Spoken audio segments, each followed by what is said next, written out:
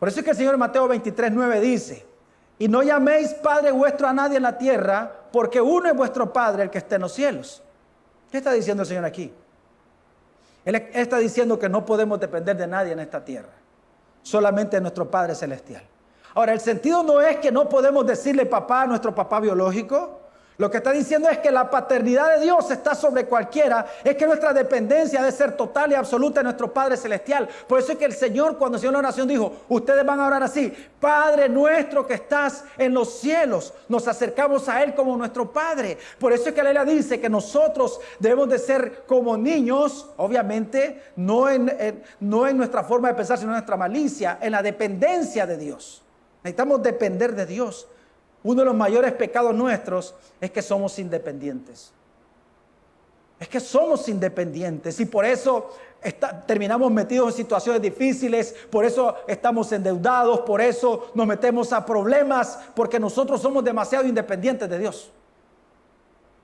Nos soltamos de Dios, no queremos que el Señor se meta en nuestra vida. Por eso algo muy importante que uno reconoce cada día en su oración: Señor, yo reconozco lo que dijo el Señor, que separado de ti yo no puedo hacer absolutamente nada. ¿Qué podemos hacer sin el Señor? Nada. Por eso necesitamos orar. Ahora, si yo digo: Señor, yo separado de ti no puedo hacer nada, pero no oro, entonces hay una, ¿qué sería? Se me fue la palabra, pero lo que usted ya sabe. Hay una contradicción en eso. Amén. Hay una contradicción. No puedo decir: Señor, yo sé. Yo le pregunto: ¿cuántos de ustedes saben que separado del Señor no puede hacer nada? Amén. Por eso oramos constantemente. Y si no oramos, entonces hay una contradicción. Yo por eso en mi oración yo le digo al Señor: yo en mi mente sé que separado de ti no puedo hacer nada. El problema es que no tengo esa convicción, porque muchas veces me va mal porque hago las cosas sin ti, las hago fuera de tu voluntad, porque no te tomo en cuenta en las decisiones que tomo muchas veces. Nuestra dependencia del Padre debe ser total y absoluta. Y cuando hablamos de dependencia es una vida de oración. Esperamos en el Señor para todas las cosas. Entonces la razón fundamental por la cual nosotros no recibimos nada de Dios es porque no oramos. Es porque no pedimos, es porque no buscamos, es porque no llamamos. Entonces, si yo no pido, no recibo. Si yo no busco, no hallo. Si no llamo, no se me abre. Amén. Entonces, por eso la vida de muchos cristianos es una vida cansada. Es una vida muy cansada. Porque las cosas que tienen, las tienen porque se han esforzado muchísimo. O sea, y no es que estoy diciendo que uno no se va a esforzar, pero el apóstol le dice a Timoteo que yo debo de esforzarme en la gracia que es en Cristo Jesús. Yo trabajo, pero me esfuerzo en la gracia de Dios, porque yo entiendo que el Señor es el Dios de toda abundancia en todas las áreas de mi vida. Pero hay gente que está demasiado cansada. ¿Y sabe por qué estamos demasiado cansados? Porque no descansamos en Dios, porque no esperamos en Dios, porque no oramos al Señor, porque no renovamos nuestras fuerzas cada día a través de la oración. Por eso es que lo primero que uno debe hacer es pensar en el Señor. Y no es que te vas a tirar de rodillas 4 horas, no. Usted ora en la mañana, se despierta y da gracias al Señor. Gracias porque me despertaste. Qué rico es saber que te dormiste a las 10, 11 y a las 6 de la mañana te despertaste, o a las 5. Gloria a Dios, de un solo. Gracias, Señor, qué tremendo eso. Te dormís orando y te levantás orando. Creo que no recibimos nosotros porque no pedimos. Porque muchas veces el enemigo nos dice: o sea, ¿para qué vas a pedir? ¿Para qué vas a molestar al maestro? Como le dijeron a aquella mujer: no molestes al maestro. Porque ese es el trabajo del enemigo. Te dice: ¿para qué vas a molestar al Señor? Resolvelo vos, si vos podés hacerlo. No, el Señor no tiene ningún problema con que nosotros lo molestemos en sus oraciones. Alguien me dice: yo creo que yo tengo aburrido al Señor pidiendo lo mismo. No creo. Porque si seguís pidiendo lo mismo y no está en la voluntad de Dios, simplemente Dios no te da nada.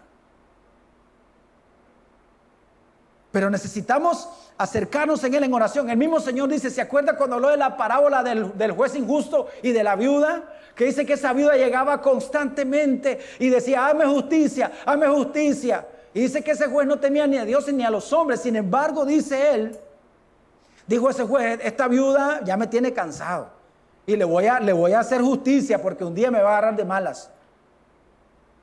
Y dice el Señor, y el Señor dice, cuando habla acerca de esto, no es que el Señor nos va a dar cosas que no están en su voluntad porque nosotros oremos tanto, sino que lo que el Señor está denotando con esta parábola es la importancia de perseverar constantemente en la oración. Debemos de ser perseverantes en la oración. Amén. Dice la Biblia que lo que requiere diligencia no podemos ser perezosos. Dice que hay que ser constantes en la oración, o sea, perseverantes en la oración. Y si hay una oración que yo debo de orar, es que el Señor me ayude a orar. Fíjese, se oye como un trabalengua, pero es así. Si hay una oración que nosotros debemos de orar, es pedirle al Señor que nos ayude a orar. Como dice en el Antiguo Testamento, que el Señor pueda poner en nosotros una nube de oración, para que podamos ser hombres y mujeres, no que oran, sino que son hombres y mujeres de oración. Entonces la razón fundamental por la cual no recibimos es porque no pedimos. ¿Qué dijo el Señor? Ustedes ustedes no tienen porque no piden, no reciben porque no piden, dice Santiago. Esa es la primera razón. La segunda razón es porque somos incrédulos. Y fíjense, yo le hago una pregunta. ¿Usted cree realmente, cuántos realmente creen que la oración funciona? ¿De verdad? Sí. O sea, fíjense, teóricamente yo creo que la oración funciona, pero necesitamos esa convicción en nosotros. Entonces, muchas veces no es que somos incrédulos de Dios, sí sabemos que Dios existe, pero muchas veces somos incrédulos en el aspecto de que pensamos que quizá la oración funcione o quizá no funcione.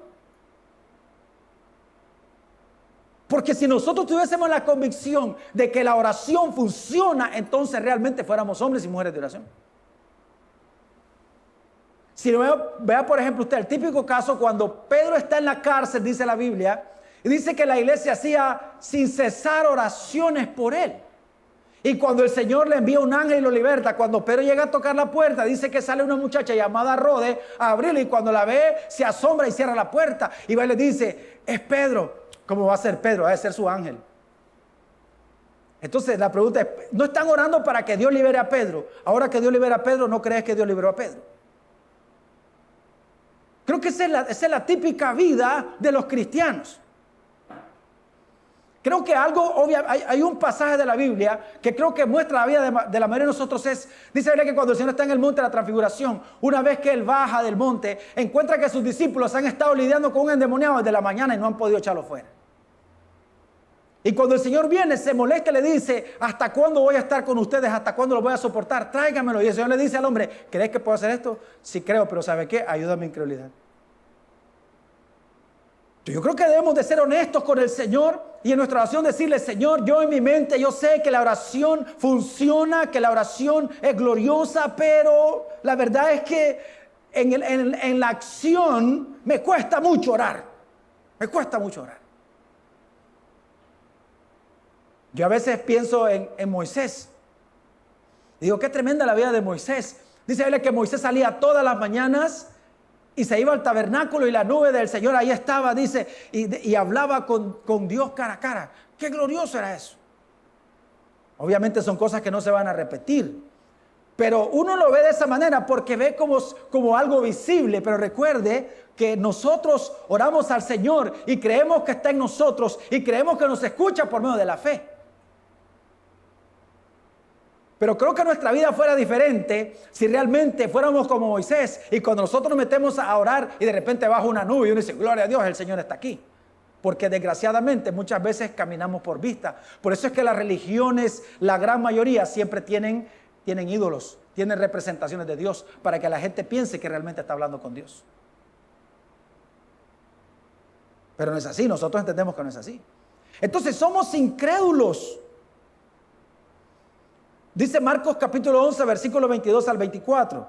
Respondiendo Jesús les dijo, tened fe en Dios, porque es cierto os digo que cualquiera que dijere a este monte, quítate y échate en el mar, y no dudase en su corazón, si no creyere que será hecho lo que dice, lo que diga le será hecho. Por tanto os digo que todo lo que pidiereis orando, creed que lo recibiréis y os vendrá. ¿Se acuerda el versículo anterior que dijimos, que hablamos, dice la Biblia?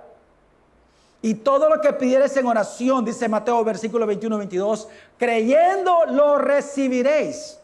Ahora en Marcos el Señor dice, por tanto os digo que todo lo que pidiereis orando, ¿que pidieres cómo?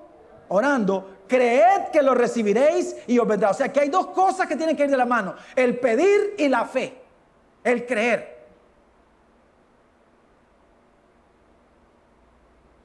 Ahora, debemos de entender que hay cosas, aquello que no está en la voluntad de Dios, yo realmente no lo voy a creer, voy a tener presunción de que lo voy a recibir. Por eso es importante que yo le diga al Señor en mi oración que me ayude a mí a purificar mis deseos. A veces oramos por la gente: Señor, concede los deseos de su corazón. No es una oración correcta. Dile: Señor, purifica los deseos del corazón de este hombre, que deje de ser carnal y mundano en sus deseos y en sus pensamientos, porque cuando vive de esa manera, entonces es cuando verá tu gloria.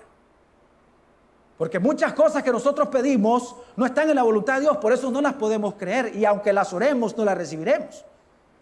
Necesitamos creer. Y entre más nosotros estamos cerca del Señor, entre más meditamos en la palabra del Señor, más nuestros deseos son purificados y más nuestras oraciones son espirituales la gran mayoría de las veces.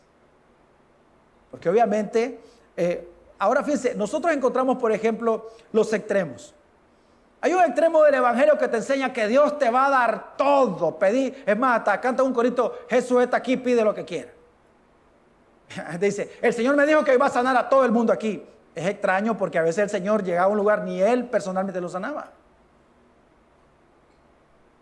Y de repente dice el Señor que ¿quién los va a sanar a todos? Y se va un montón de gente enferma. Porque Dios no ha hablado eso, no ha dicho eso. Entonces, ahora tenemos el extremo en el cual pareciera que al Señor no le importa mi vida material, como que al Señor no le interesara que yo tengo que pagar luz, como que a Dios no le interesa que tengo que pagar agua, como que a Dios no le interesa que tengo que llevar a mis hijos al colegio. Claro que le interesan esas cosas al Señor. Lo que pasa es que entre lo eterno y lo material y lo pasajero, para Dios es más importante lo eterno. Pero no significa que yo no voy a pedir lo material. Por eso en la oración que Él nos enseñó, dice que debo decir: el pan nuestro de cada día, dánoslo hoy. Hablando acerca de ¿qué? De las cosas materiales. Él suple mis necesidades materiales. Hay tantas cosas que yo he recibido de parte de Dios, como un regalo de Dios, como algo de parte del Señor. No he tenido que sacarme un peso, Dios me lo ha dado. Lo que pasa es que a veces somos desesperados y queremos las cosas ya. Por tanto, os digo que todo lo que pidiereis orando, creed que lo recibiréis y os vendrá. Muchas veces nos comportamos así como súper espirituales, y cuando oramos y no recibimos algo, lo que pensamos es que no está en la voluntad de Dios. Eso no debe ser nuestro primer pensamiento. Nuestro primer pensamiento debe ser: es que quizás estoy orando con incredulidad. Necesito crecer y madurar en mi fe. ¿Y cómo lo hacemos? Entonces vamos a las Escrituras y vamos a la palabra del Señor y nos llenamos de la palabra del Señor. Porque si hay algo que nosotros debemos de reconocer, es que somos bien incrédulos. Mira a la persona que está a su lado, el incrédulo ese que está ahí.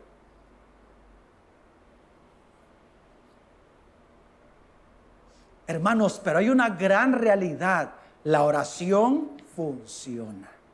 Amén. La oración funciona.